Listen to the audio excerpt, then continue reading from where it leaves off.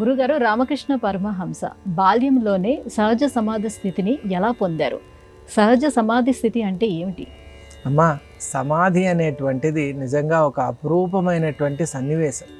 నిజంగా మానవ జీవితంలో సమాధి స్థితిని పొందగలిగామా, ఇక అంతకంటే పొందగలిగినటువంటి స్థితి లేదు. కాబట్టి అటువంటి ఎంతో తపశ్చర్యల చేత పొందబడినటువంటి స్థితిని కొంతమంది మహాత్ములు అప్రయత్నంగా సహజంగానే పొందుతూ ఉంటారు. దాన్ని సహజ సమాధి అని అంటూ ఉంటారు. సిద్ధ సమాధి వేరు, సహజ సమాధి వేరు.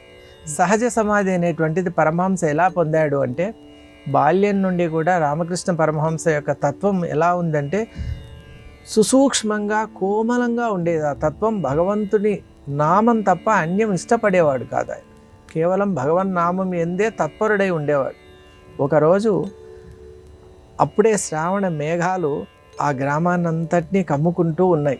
ఆ సందర్భంలో పరమహంస చిన్న పిల్లవాడు. ఆ బెంగాల్ ప్రాంతంలో అక్కడ వరి పంటలు చాలా ఎక్కువగా ఉంటాయమ్మా.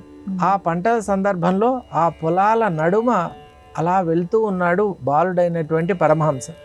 గదాధరుడుగా ఉంది అప్పుడు ఆయన పేరు. ఆ గదాధరుడు అలా వెళ్తూ ఉంటే చుట్టూ పచ్చని పంట పొలాలు.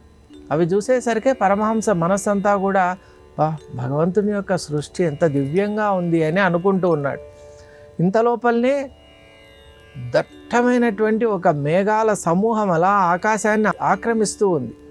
అది చూసి పచ్చటి పొలాలు, దట్టమైన నల్లటి ఆ మేఘాలు, పరమాత్ముని సృష్టికి నిజంగా ఆ వైభవానికి నిజంగా ఎంత అద్భుతమైనటువంటిది కదా ఇది అని మనసులో అనుకుంటూ ఉన్నాడు. అనుకుంటూ ఉండగానే సుదూరం నుండి ఒక కొంగల బారు, ఒక అలా బారులాగా కొంగలు అలా ఆకాశంలో వస్తూ ఉన్నాయి. ఇక అంతే, పచ్చటి పంట పొలాలు, పైన దట్టమైన నల్లటి మేఘాలు, వాటిని ఆనుకొని తెల్లటి కొంగలు అలా ఆకాశ మార్గాన వచ్చేసరికి ఆ ఉన్నతమైనటువంటి స్థితిని చూసి తనలో ఉన్నటువంటి ఈ బాహ్య స్మృతిని కోల్పోయి వెంటనే పరమాత్మ యొక్క దివ్యమైన తత్వంలో లీనమైపోయాడు. అది పరమహంస కలిగినటువంటి, గదాధరుడిగా ఉన్న ఆ బాలుని కలిగినటువంటి ప్రథమ సమాధి.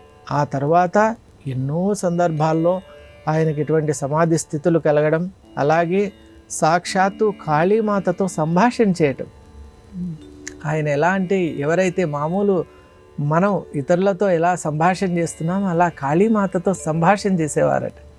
ఎవరైనా ఇళ్లకు పెద్ద పెద్ద వాళ్ళు పిలిచినప్పుడు కూడా మా అమ్మని అడిగి వస్తాను అనేవారట. వాళ్ళందరూ కూడా అమ్మ అంటే ఎవరో వృద్ధురాలైనటువంటి ఒక స్త్రీని అడుగుతారేమో అని అనుకునేవారట. ఇతను చక్కగా భవతారిణి కాళీమాత ఆలయానికి వెళ్ళి, ఫలానా ఈ మల్లిక్ అనే అతను పిలుస్తూ ఉన్నాడు వాళ్ళ గృహానికి, అమ్మ వెళ్ళమంటావా వద్దా అంటే సంకేతాలు వచ్చేవంట. అతను అధార్మికమైనటువంటి మార్గంలో ఆయన ఉన్నాడు కాబట్టి అతని ఇంటికి వెళ్ళవద్దు అని అమ్మవారు చెప్పేవారంట స్పష్టంగా. వెంటనే వచ్చి మీ ఇంటికి ఎట్టి పరిస్థితుల్లో రాను అనేవారంట. చూసారా?